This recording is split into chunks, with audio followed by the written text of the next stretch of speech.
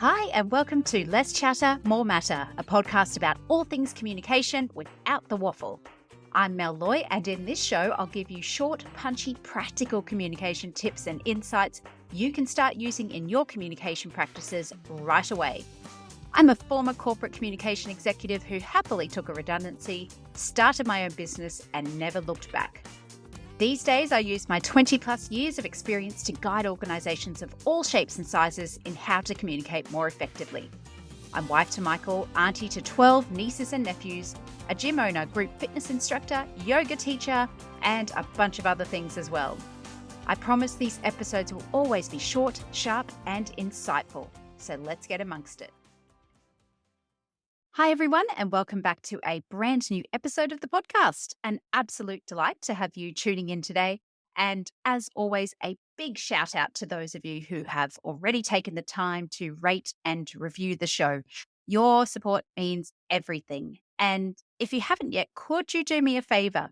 Just take 30 seconds to rate and review the podcast in your app.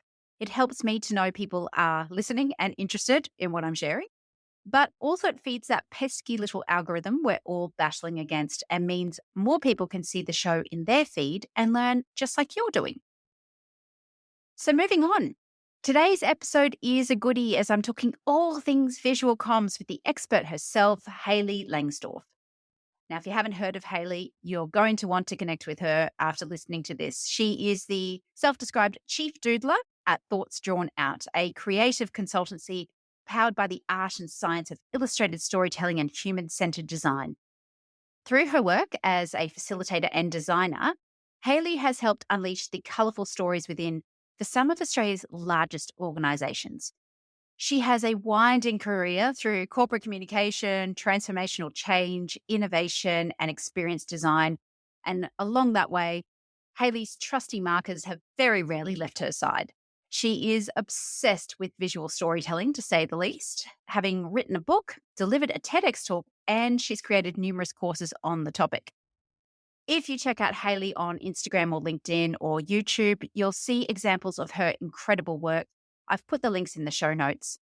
Those of you who follow me on the socials know I draw a lot of doodles too, and it's actually Hayley who taught me how. So today, you're learning from the best in the business.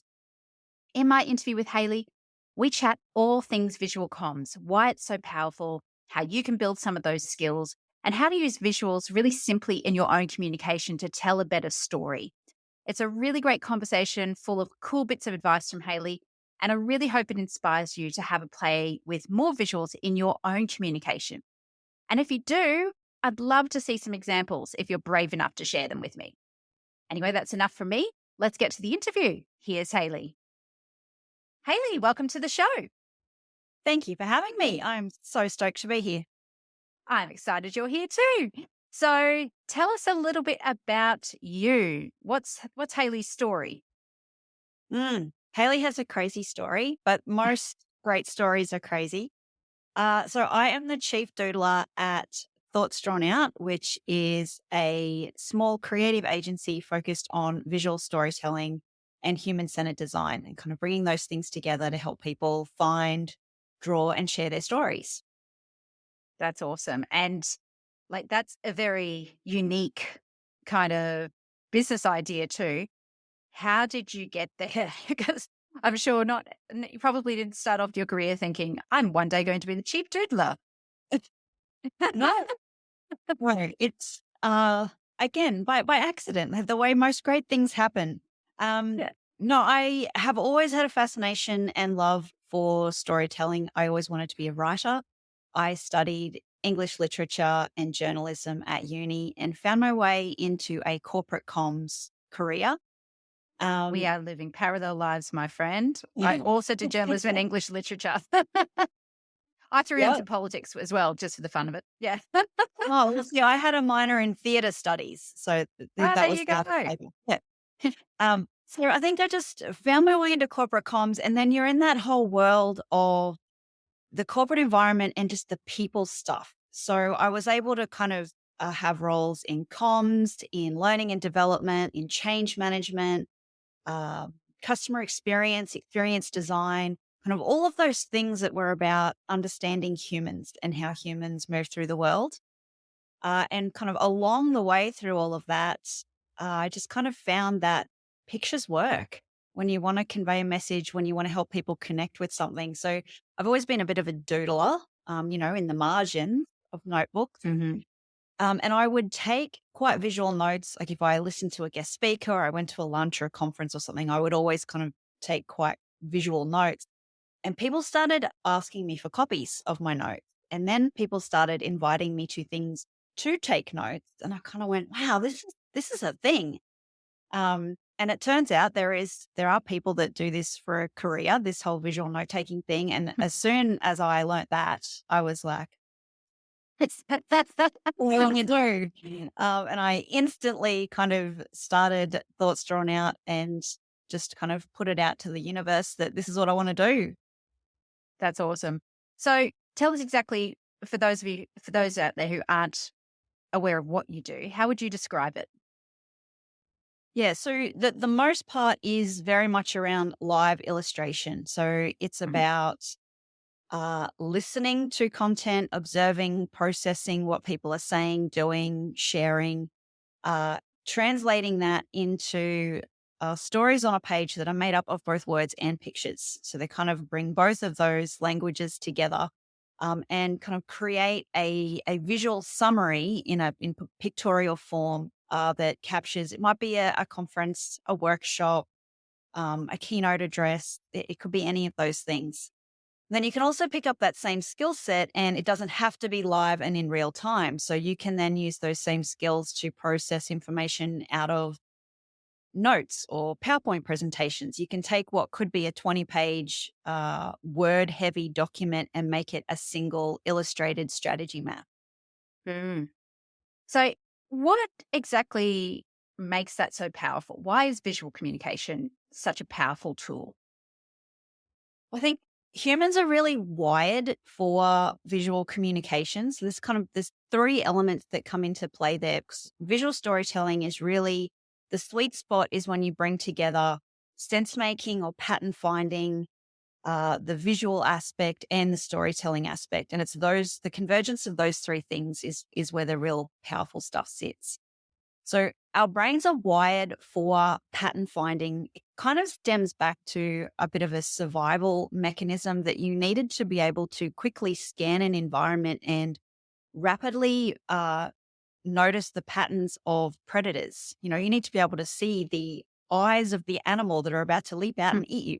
So we're very good at scanning through random content and finding patterns. And we love to find patterns. So our brains just work that way. And then when you bring in the visual aspect of that, we use more than 50% of our brain in visual processing.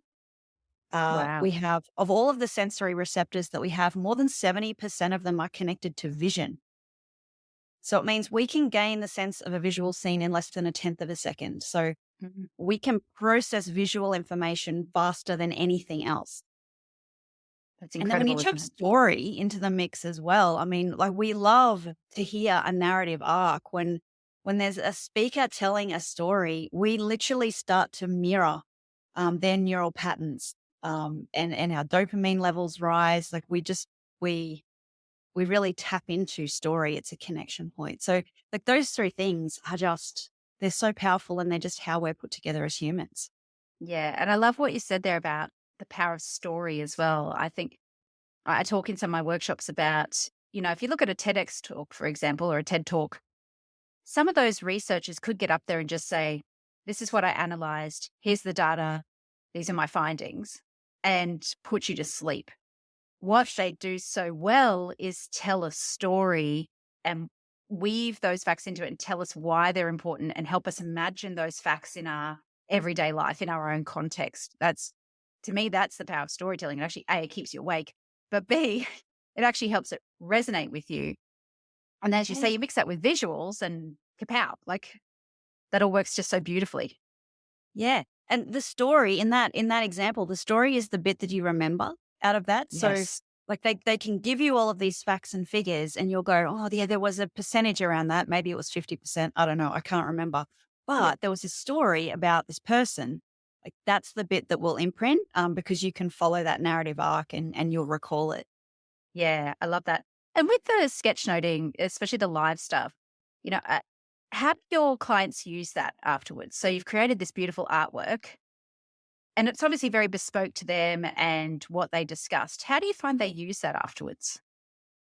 I'm always amazed to find the new ways that people do use them, which is really cool. So we will be able to take the straight artifacts as I've made them and make them into further things. So sometimes we break them down and rebuild them as animations. So Oh, then you great. can kind of replay the story of that event and share it with a broader audience.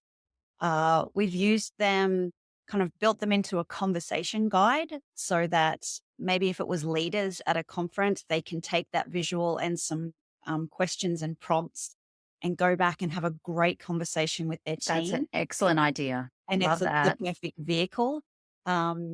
I've seen them just produced into lovely things for display, like put in frames or printed on large canvases and hung in foyers. I love seeing that just so they get to live on as this reminder. But I've also seen people just put them in really interesting places onto mugs and mouse mats and Oh, all kinds of things. But of I course think they that's did. the power of it is that, yes, it was created to capture a single event and a particular point in time, but it really helps the message live on. That's sticky of Um, learning, right? Like, yeah. yeah, so Yes, you I can love look that. at it well down the track. You can look at that same sketch note, and that's I like to call them visual time machines because you kind of look at it and you go, "I remember that bit. I remember when they said that. No, I remember that person," and it kind of just takes you right back to that event. Yeah, that's brilliant. I've never thought about mouse mats, but maybe I should. Like, People still you, use them. I'm not even well, that's sure. I don't know. I don't know. So okay, obviously not everybody is an artist like you are. So how do we start to build those skills? What are some of your top tips for getting started? Yeah. I think I have never really described myself as an artist either. I think I've learned some processes and I have Mm. kind of a bank of things that I have created systems for drawing in really simple ways and I use them on repeat. So I think that's my first tip is that it's the drawings that accompany the words don't ever have to be complex. Keep it simple and build very simple shapes into simple icons that you can repeat time and time again. So if you have a great way to very simply draw a light bulb, that one light bulb could mean 20 different things. So you don't need to be able to draw as many things as you think you do. And your drawings never have to work on their own. That's a great thing about visual note taking or sketchnoting is that it gets to have words and pictures together and they're in these little groups. So if you ever draw something and you don't think it looks like what you intended, you write the words beside it. And then it is what you say it is because we come back to that pattern finding thing in your audience's brain. They want your picture to work. They're looking for the pattern to work. So if you go, this blob equals tree, they go, great, I get it. That's a tree. So, Mhm. you can just kind of not be as harsh on yourself in terms of how realistic your pictures have to be. Just keep it simple and use pictures and words together. Love that. And of course, visual communication isn't just drawings and doodles, right? It's photos, videos, anything you can see, I guess, and process. It's the PowerPoints we put together. Do you have any thoughts around what makes those things work as well? Yeah, absolutely. I think there's some really basic underlying principles that make pictures work the way they do in the human brain. And it's just kind of ways that we all process the symbolism behind it. And again, it's not complex. It can just be literally in how you choose the shape to put content or information in. So Mm. we have an understanding that if something is in a circle, that a circle has motion, it has its cycles, it has rotation. It's so we see information that sits in a circle as having some life to it, having some motion, whereas a square is a very solid, flat, container. It has an inside and an outside. and then a triangle, which we use as the universal symbol for change, because you cannot move up or down a triangle without it getting bigger or smaller. So, Mm. like, change is built into the shape. So, if you want to kind of depict something getting smaller or larger, changing over time, a triangle makes sense. And that stuff is just, that's how we process information. So, similarly with the colors that we use, the lines that we choose, whether they are sharp and pointy or curved, whether we're using lots of bright, bold colors or are very kind of dark, muted, will give a moody tone. So there's all of that symbolism that we draw from in the choices that we make, regardless of whether you're drawing the picture or not. Yeah, I love those tips. So shapes, colors, lines, doesn't matter whether you're in PowerPoint or Canva or drawing something, those principles all still apply, right? Like, Yeah, those are universal. And little things about kind of proximity of how you put things together. So are the things on your page the same size because they have an equal standing? Or do you want to show one yeah. as more important and the other, a parent-child relationship? Are they on the level playing field? What's the relationship? Are they close together? Are they far apart? So just kind of thinking symbolically around how you are placing objects on a page can be powerful too.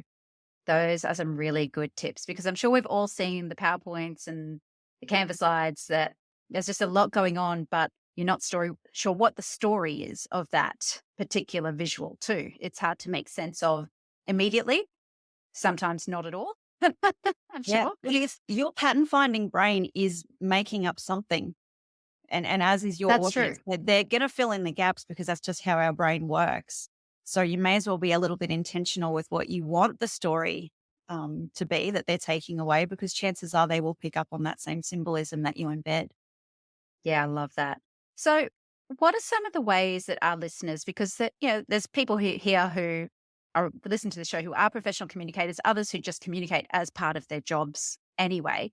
What are some ways that they could just start using more visual communication in their work? Yeah. So I think within our corporate workplaces, we have so many platforms where being able to bring in a visual component works so well, because we're using emails and intranets and online chat and all of these sorts of vehicles for reaching people where, we tend to go to the words in the first instance, but all of those platforms have the opportunity to go, what does that look like? And I Mhm. think just kind of asking that question every time of going, yeah, this is the message, but what does that look like? And then bringing that aspect in is really powerful. And I think the other place that it fits perfectly is visual storytelling it's a verb, really. So the best place to embed it is where you want people to have conversations. So if you're wanting leaders Mm. to communicate with their teams, that's the great vehicle to bring it in, because it's going to help that leader have a better conversation with their team. Don't just send them speaking points, send them a map, send them a visual process, send them something that they can look at together with their team and make sense of together. That's the place where it really comes to life. That's a great idea. One of the things I love doing is creating a one-page summary of a complete comms strategy or workplace giving strategy, whatever it is. Just in Canva, A3, and again, it's just colors and shapes and just really simple because I do find, yeah, you can provide the 20-page strategy pack, but who is reading those 20 pages? Like, realistically, they don't have time for that. They just don't have time for that. But if you can summarize it in a page, that I think that it resonates more quickly. People just start to get how it all fits together. But also it's that thing that they take around with them, right? Like your sketch notes. I take that to my meeting. I take that, I put it up on my wall. It's my visual reference point a lot of the time. And I can wrap my hands around it and my brain around it because it's one page. Yeah. It's not this kind of crazy thing that I would have to keep referring back to make sure I've got point 7b correct. No, it's there. I can grab hold of it. I think Yeah. what's great about a map or a one page as well is that you can get some chronology happening. So rather than Mm. showing something as a single frame or a single point in time, rather than just talking about we are here now, you can say, well, we were there we're here now, but we're going there. Or, you pick where you want to be focusing in that narrative pattern, but taking something out of a single frame and giving it arc allows Yeah, people to that's really feel great. like they're in it. And get that context for why the organization or the team or the leader is choosing to do something Yeah. for a reason. Like it's not just a nice idea that someone's had. There's actually a method to the madness almost. Yeah. Yeah, absolutely. So, can you share, because I know people love the practical stuff, are there any tools that you'd recommend people just have a play with? I mean, we've mentioned PowerPoint, that's one thing. What other tools might people want to have a play with?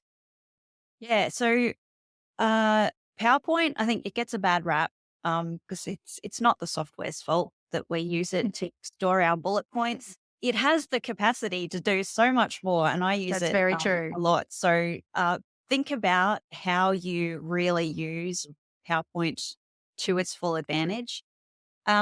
Nothing beats good old pen on paper. Mm, As far as I'm concerned, you can do so much with just, a black marker pen. I always have one within reach, and a blank white page. Uh, you can be using that to grab a picture down, to take some notes. You can scan that, and then that can be in your PowerPoint or in your communication very simply. Uh, if you're the type of person that writes things down so you don't forget them, start bringing visual components into that, and so that you kind of build up that practice of making information visual. And then I think the natural transition then once you've played around with uh, using pen on paper in this way is to take it digital. mm. You can kind of ditch the notebook altogether and have an iPad and an Apple Pencil and be able to create all the pictures under the sun with just those two tools. Yeah, that's brilliant. And we use Procreate, and it's a great tool. I noticed Canva has now got the ability to do drawing as well. Still pretty much in its infancy, from what I gather. But even like I'll use the Notes app on my iPad if I'm just out and about and need to quickly scribble something because you can draw on that too. It has some functionality to it as well, which is great. Yeah, that it's so accessible. There's so many places you can do it. Even some of the online collaboration spaces like Miro and Mural have a whiteboard Yeah. function so that in addition to just the good old fashioned post-it note, you can actually be creating pictures in there as well. Yeah, those are some really good tools. Thank you. Well, Hayley, we've covered a lot of ground today, but there's three questions I like to ask every guest who comes on this podcast. Are you ready for those? I'm ready. All right, lightning round. What's one of the best communication lessons you've ever learned, and how did it change the way you approach communication? Okay, this is probably not what you intended when you asked that question, but my answer is going to be don't hover the cursor over the send button while you're reviewing comms. Mm. It, No, it's I good have the advice. experience of sending out an important communication from an executive, and I was proofreading my work, and a teammate walked past and just very, playfully gave me a punch on the shoulder to say, "Hey, you ready to come to lunch?" And I hit send. So I think just, give yourself the space to review things. Mm, Write it out quickly first and then take the time to review without the pressure of the I love finger that. over the cursor And because that's you great never know advice. going to bump it. Apparently so. But, great advice. And, it's one of the things my mantra as well is the incubation period. Write it, Yep. walk away, come back to it later. Just Yep. fresh eyes. Yep. What's one thing you wish people would do more of or less of when communicating? I would love to see more conversational voice. We fall Mm, into the safety net of uh, formal speak and jargon and acronyms. And I think people say the message and then they say, "Oh, what I mean by that is," and that's the real message. Like they just need to mm. cut to that version. So I think the more we could stop, leveraging synergies, the better. Yes, picking the low hanging fruit and circling back to the parking lot. Yeah. Put a pin in that. Yep. Right. That's the thing. We're talking with humans, not robots. And I think, Yeah. Yeah. yeah, let's talk like we would talk at the barbecue. I call it the barbecue chat. Like just And like when you let talk yourself to be humans. human and use the words that you would use, you tend to go to really unique metaphors, or you'll use a unique story to illustrate a point because you draw from your own experience. And that's the thing that's actually going to make it great, not the bit that sounds like what everyone else wrote.